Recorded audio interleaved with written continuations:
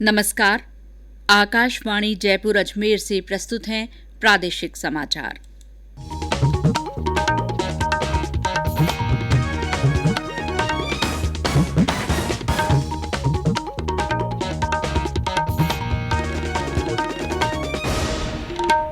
मुख्य समाचार। संसद ने शीतकालीन सत्र के पहले दिन कृषि कानून निरसन विधेयक 2021 पारित किया। प्रधानमंत्री नरेंद्र मोदी ने कहा, सरकार संसद में हर मुद्दे पर खुली चर्चा के लिए तैयार।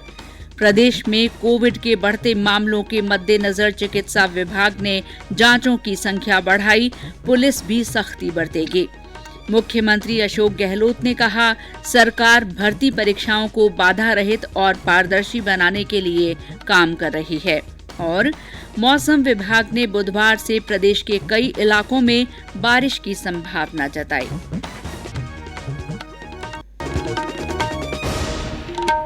समाचारों के साथ मैं शीला चावला। देश ने कोविड टीकाकरण अभियान के अंतर्गत 122 करोड़ से ज्यादा टीके लगाकर इतिहास रच दिया है। इस महत्वपूर्ण कार्य में योगदान देने वाले चिकित्सकों, नर्सों और अन्य स्वास्थ्य कर्मियों का आकाशवाणी अभिनंदन करता है। इसके साथ ही हम आपको सतर्क भी करना चाहते हैं कि कोविड संक्रमण अभी खत्म नहीं हुआ है। इसीलिए आप सबसे हमारी अपील है कि जल्दी ही दोनों टीके लगवाएं और अन्य लोगों को भी टीके लगवाने के लिए प्रेरित करें। साथ ही इन 3 आसान उपायों का पालन अवश्य करें। मास्क लगाएं, 2 गज की सुरक्षित दूरी बनाए रखें, हाथ और चेहरा साफ रखें। कोविड से संबंधित किसी भी जानकारी और मार्गदर्शन के लिए राष्ट्रीय हेल्पलाइन नंबर 1075 पर संपर्क करें। और अब समाचार विस्तार से। संसद ने आज शीतकालीन सत्र के पहले दिन कृषि कानून निरसन विधेयक 2021 पारित कर दिया। लोकसभा में कृषि मंत्री नरेंद्र सिंह तोमर ने तीनों कृषि कानूनों को निरस्त करने संबंधी ये विधेयक सदन में पेश किया, जिसके बाद विपक्षी सदस्यों ने विधेयक पर चर्चा की मांग करते हुए शोर शराबा किया। लोकसभा अध्यक्ष ओम बिरला ने कहा कि सदन के सुचारू संचालन पर ही चर्चा संभव है और इसके बाद हंगामे के बीच सदन ने कृषि कानून निरसन विधेयक पारित कर दिया। इसके बाद विधेयक को राज्यसभा में पेश किया गया। वहां भी विपक्ष के हंगामे के बीच विधेयक को मंजूरी दे दी गई। राज्यसभा के 12 विपक्षी सदस्यों को संसद के शीतकालीन सत्र के बाकी दिनों के लिए निलंबित कर दिया गया है। इनमें कांग्रेस के 6, तृणमूल कांग्रेस और शिवसेना के 2 और भारतीय कम्युनिस्ट पार्टी तथा मार्क्सवादी कम्युनिस्ट पार्टी के 1 सदस्य शामिल हैं। पिछले मानसून सत्र के अंतिम दिन अभद्र व्यवहार के कारण इन्हें निलंबित किया गया है। प्रधानमंत्री नरेंद्र मोदी ने कहा है कि सरकार संसद में सभी मुद्दों पर खुली चर्चा के लिए तैयार है। संसद का शीतकालीन सत्र शुरू होने से पहले पत्रकारों से बातचीत में उन्होंने कहा कि ये सत्र बहुत ही महत्वपूर्ण है। उन्होंने कहा कि सभी को कोविड के नए स्वरूप से सावधान रहने की जरूरत है। श्री मोदी ने कहा कि देश 150 करोड़ टीकाकरण की ओर अग्रसर है। प्रदेश में कोविड संक्रमण के बढ़ते मामलों के बाद स्वास्थ्य विभाग सतर्क हो गया है। पिछले 1 सप्ताह में कोविड जांचों की संख्या 14,000 से बढ़ाकर 20,000 से ज्यादा कर दी गई है। स्वास्थ्य विभाग के अतिरिक्त निदेशक जन स्वास्थ्य डॉक्टर रवि प्रकाश शर्मा ने बताया कि विभाग ने सार्वजनिक स्थानों पर कोविड उपयुक्त व्यवहार की पालना के साथ टेस्टिंग, ट्रैकिंग और ट्रीटमेंट पर फोकस किया है। वहीं पुलिस भी अब मास्क नहीं लगाने और कोविड उपयुक्त व्यवहार नहीं करने पर सख्ती बरतेगी। पुलिस महानिदेशक ने आज इस बारे में संकेत दिए। प्रदेश में पिछले 20 दिनों में सक्रिय मरीजों की संख्या 40 से बढ़कर 200 तक पहुंच गई है। जयपुर जिले में पिछले 24 घंटे में 8 लोगों में कोविड संक्रमण की पुष्टि हुई है। कोविड संबंधी राष्ट्रीय हेल्पलाइन नंबर हमारी वेबसाइट newsonair.gov.in पर उपलब्ध हैं। प्रदेश के 12 कोटा, श्रीगंगानगर और करौली जिलों में जिला परिषद और पंचायत समिति सदस्यों के चुनाव के लिए आज अधिसूचना जारी होने के साथ ही नामांकन प्रक्रिया शुरू हो गई है। राज्य निर्वाचन आयोग के अनुसार इन जिलों में आगामी 12 दिसंबर, 15 और 18 दिसंबर को 3 चरणों में चुनाव करवाए जाएंगे। मतगणना 21 दिसंबर को होगी। ये समाचार आकाशवाणी जयपुर अजमेर से प्रसारित किए जा रहे हैं। समाचार अभी और भी हैं, लेकिन पहले ये संदेश। चलो मिलकर एक शुरुआत करें, चलो एक फैसला आज करें, मास्क नहीं तो टोकेंगे, कोरोना को रोकेंगे, चलो एक इरादा करते हैं, चलो कुछ वादा करते हैं, मास्क नहीं तो टोकेंगे, कोरोना को रोकेंगे। समाचारों में आपका फिर स्वागत है। मुख्यमंत्री अशोक गहलोत ने कहा है कि सरकारी विभागों में भर्ती परीक्षाओं को त्वरित, बाधा रहित और पारदर्शी बनाने के लिए सरकार मजबूत इच्छा शक्ति और संकल्प के साथ काम कर रही है। उन्होंने कहा कि बीते 3 साल से भी कम समय में करीब 97,000 पदों पर नियुक्तियां दी गई हैं।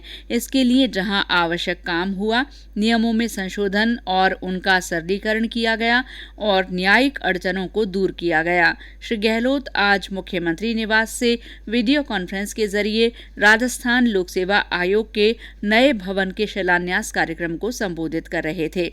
मुख्यमंत्री ने कहा कि वर्तमान समय में भर्ती एजेंसियों के लिए परीक्षाओं की विश्वसनीयता बनाए रखना चुनौतीपूर्ण होता जा रहा है। ऐसे में आरपीएससी और राजस्थान कर्मचारी चयन बोर्ड जैसी संस्थाएं परीक्षाओं के आयोजन में लगातार नवाचारों को अपनाएं। उन्होंने कहा कि भर्तियों के अटकने से अभ्यर्थियों में असंतोष और निराशा के भाव पैदा होते हैं। सरकार ये सुनिश्चित करने का प्रयास कर रही है कि भर्तियों में किसी तरह के विवाद की नौबत न आए।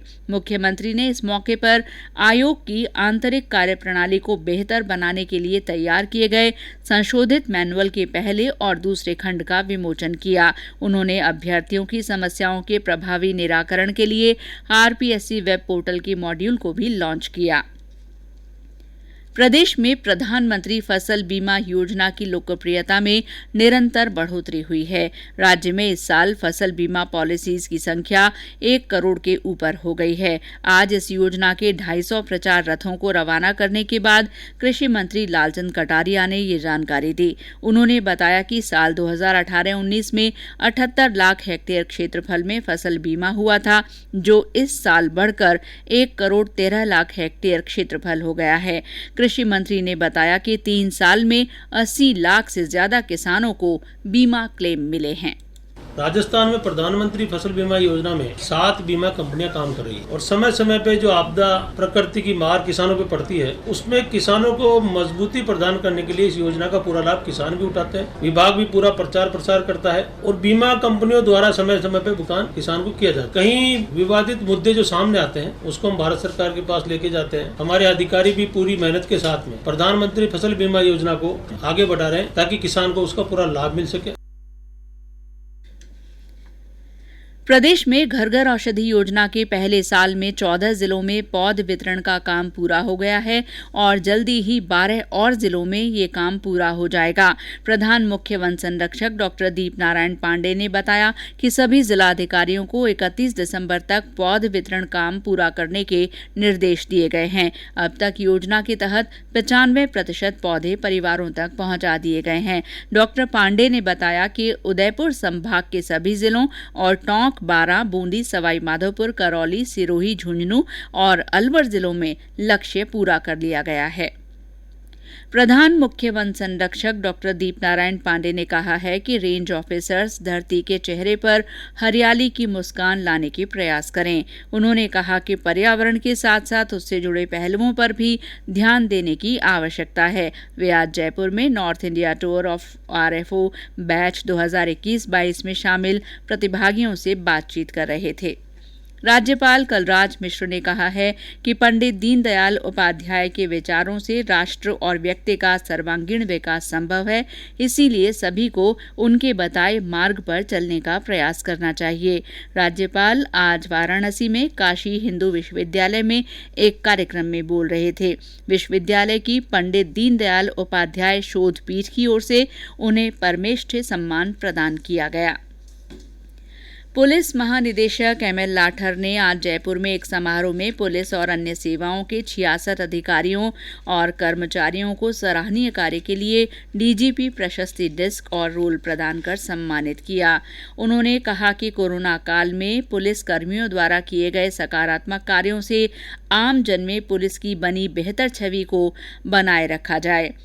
श्री लाठर ने कहा कि पुलिस सतर्क रहकर बखूबी अपने कार्यों को अंजाम दे रही है। राजस्थान जो राज्य है वो इंटरनेशनल बॉर्डर पर स्थित है और हम अंतर्राष्ट्रीय सीमा पाकिस्तान के साथ शेयर करते हैं। इसके साथ साथ ही हमारे राजस्थान के अंदर जो स्ट्रेटेजिक इम्पोर्टेंस की जो संस्थाएं हैं, चाहे वो आप आर्मी ले लीजिए, चाहे वो एयरफोर्स ले लीजिए, और भी वाइटल इंस्टॉलेशन है। अब रिफाइनरी भी आ रही है और हमारे एयर बेसिस भी हैं। तो स्वाभाविक है जो भी दुश्मन कंट्री होता है वो इस तरह की सूचनाएं इकट्ठी करने के प्रयास करता है। लेकिन मैं आपको आश्वस्त करना चाहता हूँ, कोई भी कितनी भी कोशिश कर ले, हमारी जितनी भी खुफिया एजेंसी है, चाहे वो केंद्रीय एजेंसी है और चाहे वो स्टेट की एजेंसी है, पूरा एकदम सतर्क है और कोई भी ऐसा नापाक गतिविधि पाई जाएगी उसके विरुद्ध ऐसे ही कार्रवाई की जाएगी जैसा आपके सामने है। और अब मौसम। प्रदेश के ज्यादातर भागों में अभी भी तेज ठंड का असर शुरू नहीं हुआ है। शेखावाटी को छोड़कर बाकी जिलों में अभी भी रात का तापमान 10 डिग्री सेल्सियस से ऊपर दर्ज हो रहा है। जोधपुर और टोंक में कल न्यूनतम तापमान 17 डिग्री सेल्सियस से ज्यादा दर्ज किया गया। मौसम विभाग के वैज्ञानिक हिमांशु शर्मा ने आकाशवाणी को बताया कि अगले 48 घंटे में मौसम में बदलाव आएगा और 1 से 3 दिसंबर तक कई इलाकों में बारिश के आसार हैं। आने वाले दिनों में जैसा कि पूर्वानुमान किया गया है, 1 तारीख को राजस्थान के दक्षिणी एवं दक्षिणी पूर्वी भाग जो है उदयपुर, प्रतापगढ़, झालावाड़ और बांसवाड़ा के अंदर जो हल्की बौछारें मिलने की संभावना है। 2 दिसंबर की अगर हम बात करें, पूर्वी राजस्थान के अनेक भागों में हल्की बौछारों के साथ साथ दक्षिणी राजस्थान के प्रतापगढ़, बांसवाड़ा एवं डूंगरपुर के अंदर 1-2 स्थानों पर भारी वर्षा भी दर्ज की जा सकती है। वहीं 3 तारीख को पश्चिमी राजस्थान है, उसमें मौसम जो है मुख्यतः शुष्क रहेगा, लेकिन पूर्वी राजस्थान में हल्की बौछारें रहेगी और 4 तारीख को इस सिस्टम का इम्पैक्ट जो है मूल रूप से समाप्त हो जाएगा। गुजरात के कोटेश्वर से आज स्वर्णिम विजय वर्ष बाइक रैली शुरू हुई। डेजर्ट कोर के general officer commanding in chief lieutenant general PS Manhas ने हरी झंडी दिखाकर इस रैली को रवाना किया। ये रैली भुज, अहमदाबाद, उदयपुर, जोधपुर, जैसलमेर से गुजरेगी और 5 दिसंबर को लोंगेवाला में लोंगेवाला दिवस पर संपन्न होगी। और अंत में मुख्य समाचार एक बार फिर। संसद ने शीतकालीन सत्र के पहले दिन कृषि कानून निरसन विधेयक 2021 पारित कर दिया है। प्रधानमंत्री नरेंद्र मोदी ने कहा है कि सरकार संसद में हर मुद्दे पर खुली चर्चा के लिए तैयार है। प्रदेश में कोविड के बढ़ते मामलों के मद्देनजर चिकित्सा विभाग ने जांचों की संख्या बढ़ा दी है। मुख्यमंत्री अशोक गहलोत ने कहा है कि सरकार भर्ती परीक्षाओं को बाधा रहित और पारदर्शी बनाने के लिए काम कर रही है। और मौसम विभाग ने बुधवार से प्रदेश के कई इलाकों में बारिश की संभावना जताई है। इसी के साथ प्रादेशिक समाचार बुलेटिन समाप्त हुआ। नमस्कार।